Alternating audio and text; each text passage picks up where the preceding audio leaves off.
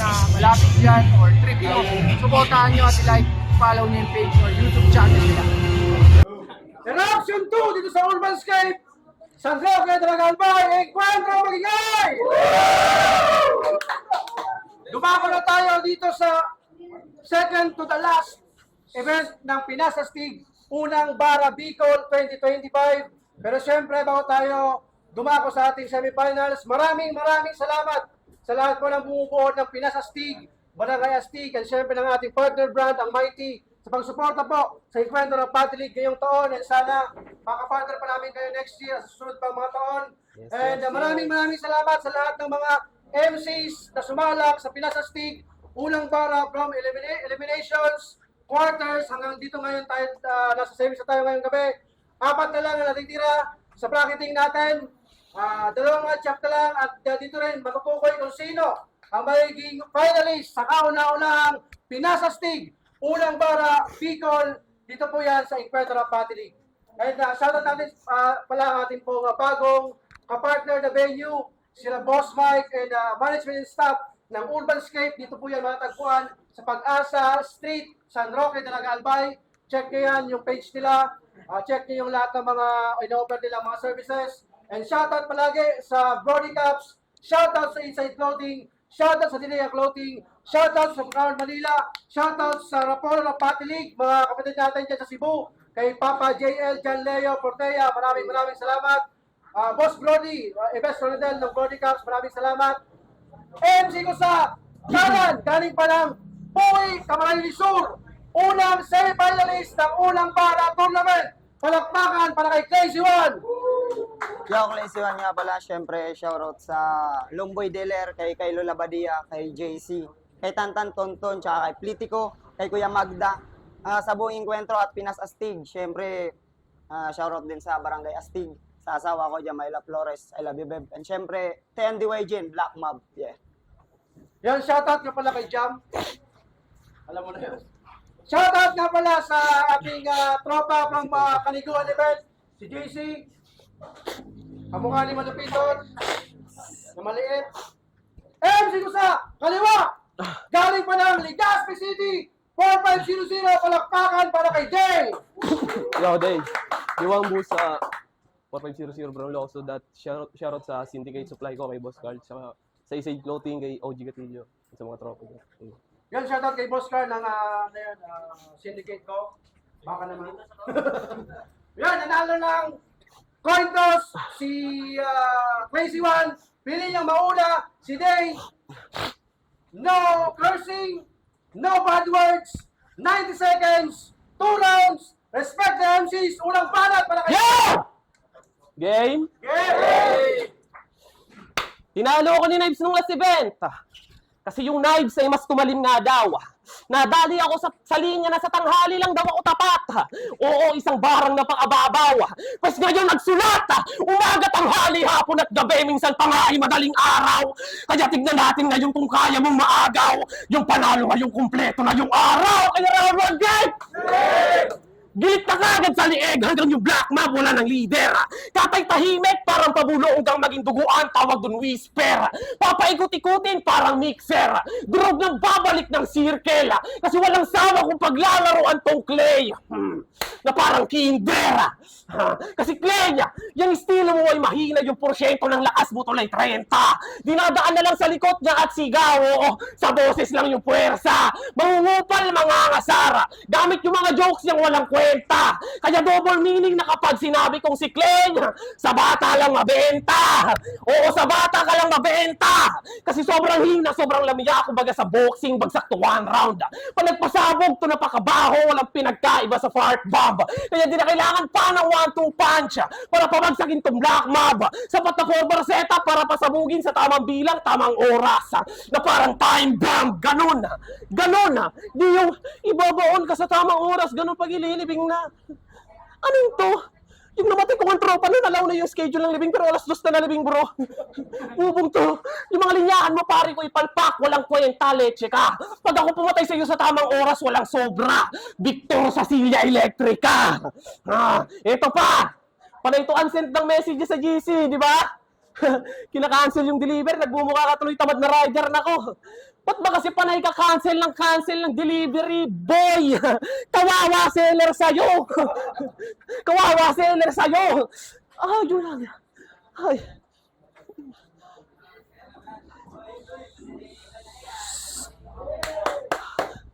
O, di yun, choke. Di yun, choke. Ha? Relax ka lang, tay Mickey D. Inalam ko lang yung pakiramdam, mag-cancel ng delivery. Di tayo magkakalay play! Durog, kahit tumulungan yung bestie, di mo ko madadaan sa mga paawa mong style, Clay, kahit kamukha mo pa si 30. Pero speaking of 30, pansin nyo, nagpapaka-30 lagi to sa laban, no? Galing sa triyong stilo, kaya may napipitas na bunga tong bastos. Paano ko nasabi? Kasi na-discovery na to ni Shernan. O sa liga ng number 2, itong si Wanay tumagos. Pero di yung dahilan para purihin o saluduhan ka, kaya pasensya ka na, boss. Kasi kaya ko lang naman binanggit yung 3, 2, 1, yun ay countdown. Kasi karera mo ngayon na magtatapos. Tapos! One! Game! Sabi niya, yung tropa niya daw, alas 2 yung libing na. Grabe ka talaga. Pues ngayong gabi day, sa akin baon ka. Game! Sabi niya kay Tantoy, alam mo ba, mataba ka pare? Ano? Sorry. Kasi kain ka ng kain, pero di ka tumatae. Uy, bago. Sobrang joker mo pala man. Yung jokes mo tol, pang kapanahunan pa ni Eva at Badang. Badang, si Ramon kang tumbalan. Kasi line mac tsaka line bite lang ang meron tong si G. Siya'y feeling flexible porket mahusay siya sa robbery. Di ba ironic na tong rap ay galing black community, pero tong nigang katapat walang originality. Oy, taong kanal. Kahit saan kapatid nandugyot ka kahit samparte. O di ba araw yung pangalan tos yung kutis panggabi. Pinatay ko na si Lad, yung kapatid niyang malaki. Ngayon si kuya niya naman, ano to, ganti ng ape. Pues sa planong pagante, sige pagbibigyan ko repa. Pagbibigyan kitang talunin ulit ni Tekwan at Sinseya. O tinalo na nila yung sabi niyang advance niyang pyesa.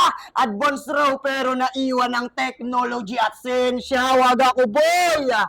Ibahin niyo ko. Iba yung kaya kong gawin. Kung tagawa ang gusto turuan ng tamang pang-aaning. 1 minuto'y sapat na magawa ko siyang ugain. O limitado man yung oras pero sosobra ko sa galing. Wala akong sasayanging rima, mga anggulo at tira. Bawat hampas malapilitin siyang may tumatatak na linya. Lusaw to at tupok sa pakulukong pambira. Kung siya yung day, ako naman yung nag-iinit niya na klima. At last, sa mga lines ko makikita ang lamang ko sa antas. Iba yung sumisigaw sa may sinasabing malakas. Time. Woo! Huling para kasi! Sa mga sinabi mo, halatang yung panalo, di mo maaagaw. Panggabi daw yung kutis ko, kaysa naman sa kutis mong puro panaw. Niya ka. Game, round 2 game? Game! Siya si Carl Moses Ong. Ang Makatang Traidoro, di dapat iwalaan. Paano ko nasabi? Kasi last event sa Pulangi, yung best friend niya, walang humpay niyang siniraan o si Knives. Kesyo, bobo yung day sa sulatan. Napakabalo, walang kwenta kapalitan. Lang yan, tinitira ka pa talikod ng best friend mo, Gio. Ikaw pala yung peking kaibigan. Pero ipagpaliban mo na lang yung brother. Ako na bahala, wag ka na magsayang ng oras na ko. Break the belief. Kasi itong tinuring mo na kaaway pa mismo yung magtatanggol sa'yo. Kaya ano? Clacy, matatalo mo ako? Tangawag mo kong ihalin tulad kay Amers at MCD ng mga Makatang hilaw pa. Oo, hilaw pa, kaya wag ka sa aking umamba. Kasi kung nakalusot ka pare dun sa AM, sa mismong araw, tol, may kalalagyan ka. Kasi ako si Day. Mga titiko ng titiklop at matik babakat din sa eksena. Kasi mga verso ko para bang Mike Tyson kay Holyfield kasi kumakagat sa tenga. Oo, kumakagat sa tenga. Kaya sa grupo namin, nangunguna sa madaling salita tol, number 1. Kaya ibahin nyo ako sa bubong yan. Kasi kaya ako naging 1, ginaganapan. Ito yung 1, nasa pangalan lang. Kasi Clazy 1. Di porket may 1 ka sa pangalan, meron ka ng bilang mangmang. Huwag kang feeling dyan man. Kasi pagkawan mo lang pare ko, young 1. Pagkawan ko, innocent 1. Isa kang banban. sa larangan na may peking talata. At di porket tinalo mo yung Akimay, malupit ka na makata. Wala lang sa tamang korte yung batas. Kaya sa'yo yung hurado naniwala. At tandaan yung may limitasyon ng edad yung batas. Kaya lulusot yung bata. Pero bata, di na batas yung kaharap mo ngayon. Kaya humanda ka na lintik. Kasi kung nakalusot ka dun bata sa batas, pe sa sindikato boy, hindi. Kaya bigte, panigurado, huwag ka nang umasa merong makimkem. Kasi ngayong gabi, buburahin ko na dito sa kultura yung katulad ng balingbeng o balingbeng. Kasi laban ni Oros at Kmos, binaliktad niya yung boto. Kmos dapat iboboto niya, pero dahil nasa kabila yung apat, yun na rin yung binoto ng bobo. Ano bang kabubuhan yan, Clay? Pambabaliktad mo yata di ko feel. Kasi pag ako ng baliktad, kalaban bagsak, oo merong thrill. Kaya magkaiba tayo ng estilo sa pambabaliktad. Ako ginagawa kong skill. Kaya naman pag binaliktad ko tong si KO, di yun okay. Overkill. Grabe, ang bias. Palibas sa tropa yung crowd. Sige, sa'yo na yung crowd. Basta sa akin yung judge. Game! Check! Natalo daw siya kay Sincera. Kasi bobo daw yung crowd. Nung kay David naman sa Motos, bobo daw kasi ng judge. Kaya hindi na bago sa amin at ipipredict na kita, Brad, na magrarason ka ulit sa pagkatalo mo kay Knives. Ano hindi? Tanga basang-basa na kita. Di mo ko magagawang batain kasi crying baby ka. Sa pagiging talunan, naging iyakin ka na tanga. Mali yung last name mong Amador. Reklamador, tol, pwede pa. O palakpakan ka dyan, Reklamador. Iyakin kasi to si John Ray. Puro paawa mga moment. Gusto niya lahat ng talo niya, panalo siya sa comment. Pag na-trigger na yung ego niya, dun siya magiging loaded. Magpapaula na ng mga barang, puro paawa po sa sokmed. Ibion! Aram mo kaya, Noy, di naman masamang matalo eh. Kasi may right naman na time day. Huwag kang masad kung puro katalo, min. Kausapin mo si Joyce, Kahit pagtripan lang to, mapapatay ko to ng sulit. Ako yung Joker na maangas sa dakdakan malayokich. Kahihiyan ang dadanasin yan sa patawa kong solid. Di mo ko boy mauuga kahit kawig mo pa si stupid. Kaya goodbye na boy! Sigaw! Mali ka nang nakamatch up bro. Kung tingin mo semis to, tingin ko dito final mo. Oo, goodbye na boy! Sigaw! Tapos nainit mo sa ganto. Sige, mag-chill ka na ngayon na malamig na bangkay mo. Tuling lines. Nandito ka sa semis versus buhi. Parang nakaraan lang, Brad. Oo, deja bumuang mamatay ka sa tandayag. Pa-time. Yeah. Yan ang laban, semifinals ng Pinas Astig. Unang Bara Bicol 2025, ang laban Crazy One versus Day, pero ang boto ng Jurado, 5-0. First grand finalist ng unang Bara Bicol, palakpakan para kay Day. Prats. Solid yun, boy. Ay, shoutout nga pala sa lahat. Pupunta sa Syndicate kay Boss Carl at sa Isay Gauti. Thank you sa mga judge.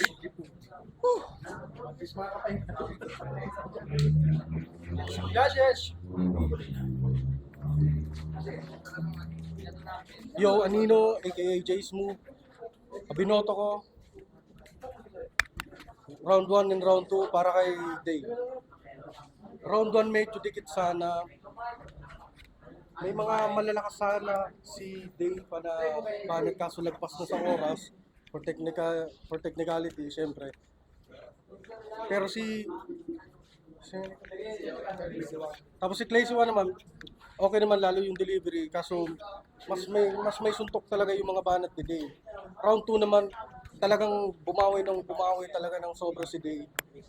Di na talaga kinaya ng pwersa ni Clayson. Pero props pa rin kay Clayson, malakas pa rin talaga. Kaya binoto ko round 1 and 2 kay Day.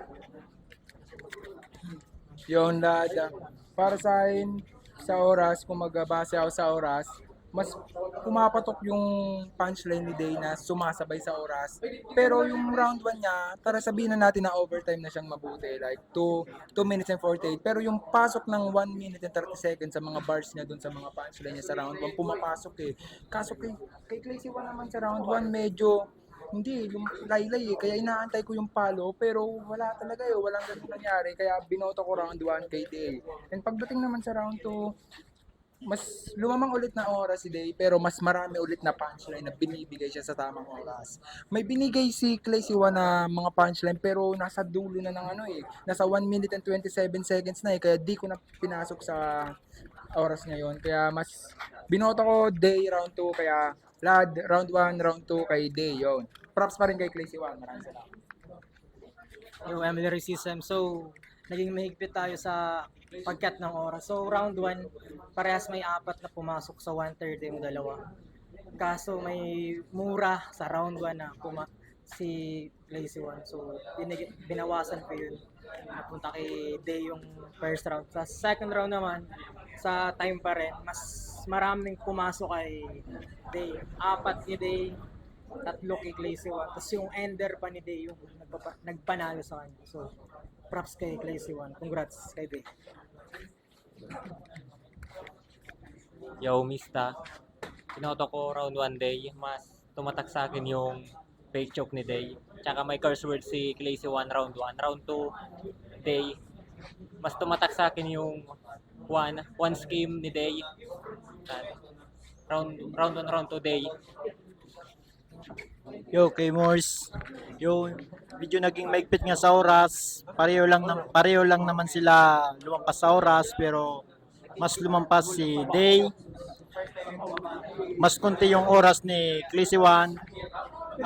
Yun nga lang, nagmura din si Claycy One, and mas dami din tumatak na bara kay Day, kaya nagbase na lang ako. Halos parehas lang naman sila lumampas sa oras. Binuto ko si Day kasi madami din punchline na binigay. Props kay Claycy One.